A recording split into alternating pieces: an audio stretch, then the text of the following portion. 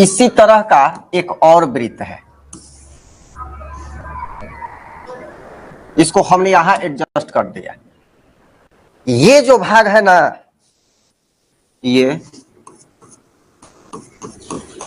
यही लेंस बना, समझ में आ रहा है। चूंकि ये सब हटा दिया जाए, ये सब हटा दिया जाए इसको, इसमें कितने गोले लगे हुए हैं? 2 गोला लगा हुआ है, खोखला गोला, ठीक है। और खोखला का मतलब अब ये नहीं है कि बीच में खाली रहेगी, ये सॉलिड होता है, ठोस होता है। ये गोले का मान के चलो भाग है। तो इसमें हम देख रहे हैं कि जब 2 गोला है तो यहां तो केंद्र भी 2 होगा कि नहीं होगा? अर्थात वक्रता त्रिज्या, वक्रता केंद्र 2 गो होगा ना। तो इसी को इसमें वक्रता त्रिज्या सी न करके, वक्रता त्रिज्या हम लोग जानते हैं, पढ़ चुके हैं कि सी जो होता है 2f के बराबर होता है ना, फोकस दूरी के बराबर। तो वक्रता त्रिज्या ये है 2f है। तो यहां पर इधर पहले जो हुआ ना इसकी फोकस दूरी, तो ये जो है इसको c को 2f1 बोलेंगे, और इधर c जो है इसको 2f2 बोलेंगे।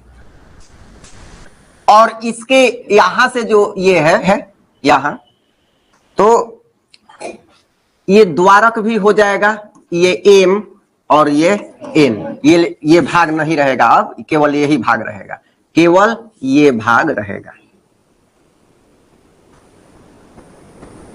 क्योंकि दोनों तरफ उभरा हुआ है, उठा हुआ है, वक्रित है, तो क्या है? ये उत्तल लेंस है। लेंस का मतलब किरण एक साइड से जाए, दूसरी साइड से निकल जाए, ये अपवर्तन के सिद्धांत पर काम करता है, ठीक है। और दर्पण क्या था? परावर्तन के सिद्धांत पर कार्य करता था। तो ये दोनों में एक मुख्य अंतर है।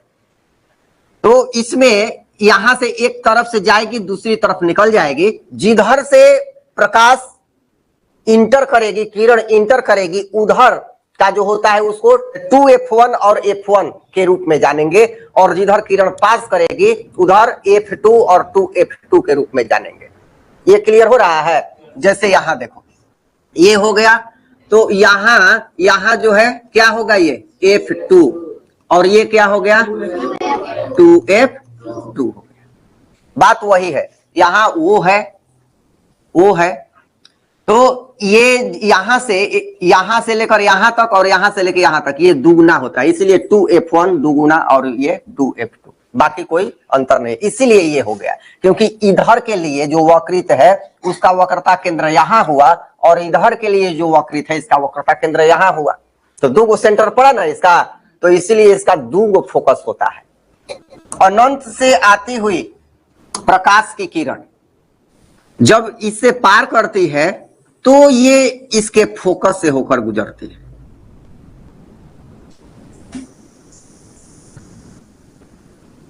ऐसे जितनी भी किरणें हम दर्शाएंगे,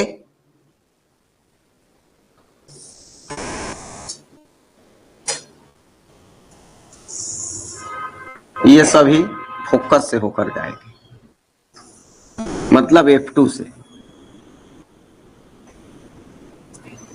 कौन सा लेंस हो गया? उत्तल लेंस।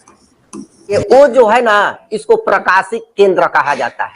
क्या कहा जाता है? वो को प्रकाशिक केंद्र। याद रखना, दर्पण में P कहा जाता था और इसमें O कहा जाएगा, इसे प्रकाशिक केंद्र कहते हैं। अब बात करते हैं अवतल लेंस के अवधारणा की। तो अवतल लेंस ये भी यहां से हम ऐसे खींच देते हैं और इसको यहां से ऐसे मिला देते हैं, और इस पर हम पेन चला देते हैं।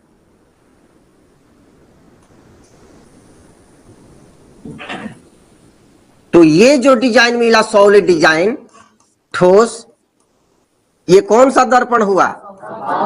तो ये भी 2 ठोस गोला से बना है, कंसेप्ट है।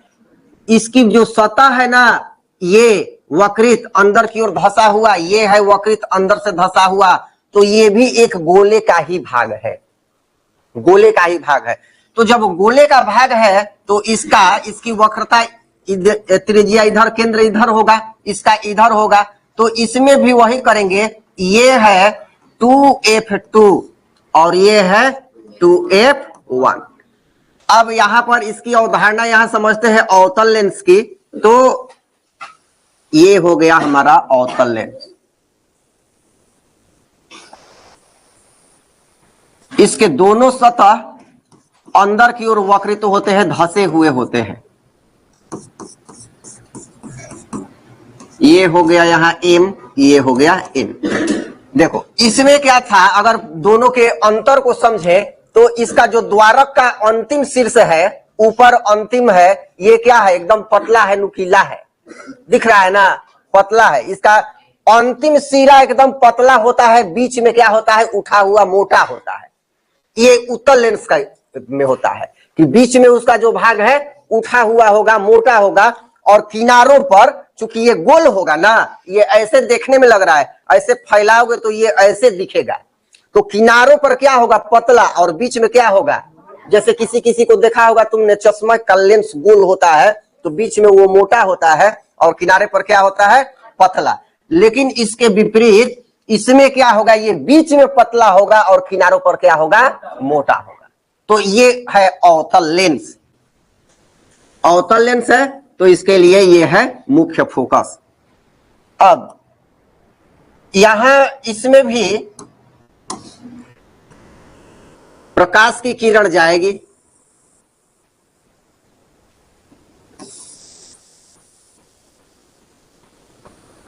तो यहां जाने के बाद ये ऐसे निकल जाएगी,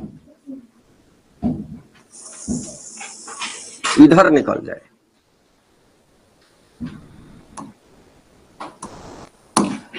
इसी के सीध में इसको बढ़ाते हैं जब, तो ये एक जगह मिलती हुई, अभिसरित होती हुई प्रतीत होगी।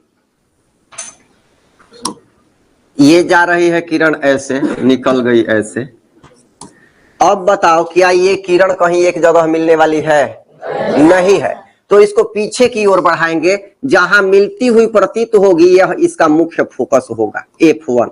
और इसके और यहां है, ये है प्रकाशिक केंद्र, यहां ये है प्रकाशिक केंद्र O, प्रकाशिक केंद्र है O।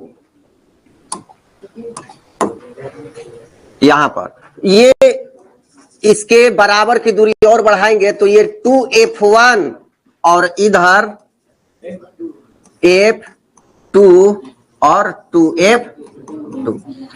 अब बताओ, चिन्ह परिपाटी तुम लोगों ने पढ़ा है कि अगर दर्पण के सामने ऐसे खड़े हो जाते हैं तो बाईं ओर धनात्मक होता है कि ऋणात्मक, और दाहिने तरफ। तो अब बात करते हैं इसके फोकस दूरी पर, थोड़ा सा विचार करते हैं धनात्मक ऋणात्मक पर।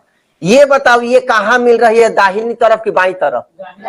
तो ये याद रखना कि वो उत्तल लेंस की जो फोकस दूरी है, फोकस दूरी क्या होती है, हमेशा धनात्मक होती है।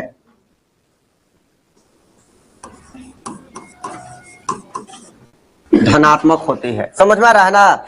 और उसी के अनुसार ये इधर मिलती हुई प्रतीत होती है, तो ये बाईं तरफ है ना, तो ये क्या है, फोकस दूरी।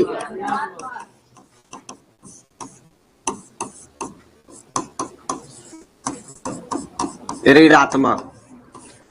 ये है प्रकाशिक केंद्र, ये है अंतिम, ये अंतिम में मोटा और बीच में धसा हुआ होता है। और मुख्य फोकस इसमें क्या होता है, फोकस मिलती हुई प्रतीत होती है, न कि वास्तव में मिलती है। इसका मतलब है कि ये काल्पनिक है।